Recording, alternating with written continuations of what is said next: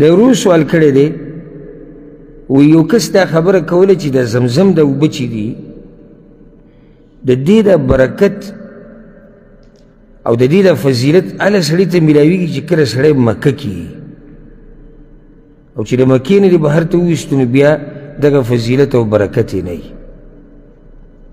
الجواب بعضو مولیانو دا خبره کړې ده خو دا خبره کمزورې ده. صحیح خبره دا ده اول خو دا خبره ده چې زمزم د اوبه برکتي دی الله پکې برکت اچولی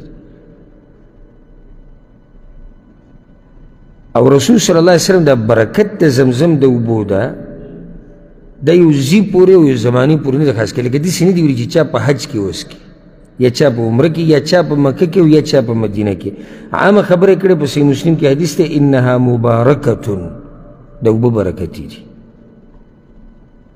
یو حدیث کې داسې هم راځي چې ماء زمزم لما شرب له چې په کوم نیت ته وسکي الله هغه تعالی درکوي. نو دا رسول صلی الله علیه وسلم عامه خبره کړې ده. اوس د دې تړل په مکه پورې یا په مدینه پورې یا په حج او عمرې پورې دا بې دلیله کاري. لکه شیخ الاسلام ابن تیمیه رحمه الله وی کان السلف یحملونه د سلفو د دین د مشرانو د طریقه چې د مکې نه به ځان سره زمزم اوبه وړي بهر ته. او امام ابن حجر الهیتمي رحمه الله هم دا خبره کړې وی که یو مسلمان ځان سره خپل وطن ته ویسي چې دا اوبه برکتي دي او په دې کې الله شفا اچولی د ځان له ویسي یا بل چا له نو دا خو د پوخانه دا کار ثابت دی. بلکې سبحان الله یو روایت کې راځي چې رسول صلی الله علیه وسلم دغه ته دا خط لیکلی و د فتح مکې نه مخکې رسول صلی الله علیه وسلم په مدینه کې و سهیل ابن عمرو ته به یې خط لیکو وی ما له به د زمزم اوبه راولېږي نو هغه به له بیا د مکې نه زمزم اوبه راولېږي.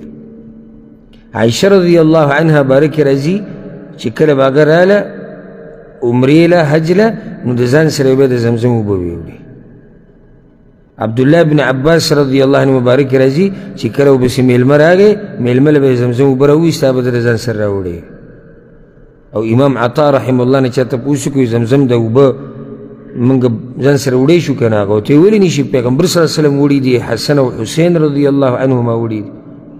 نو صحیح خبره دا ده چې د زمزم د اوبه برکتي دي او دا برکت د یو زماني او د یو ځمکې سره نه دی تړلی شوی کې څوک یې راوالي او بل ځای ته ویسي او بل علاقې کې سکي نو هم پکې هغه برکت هغه پکې شته.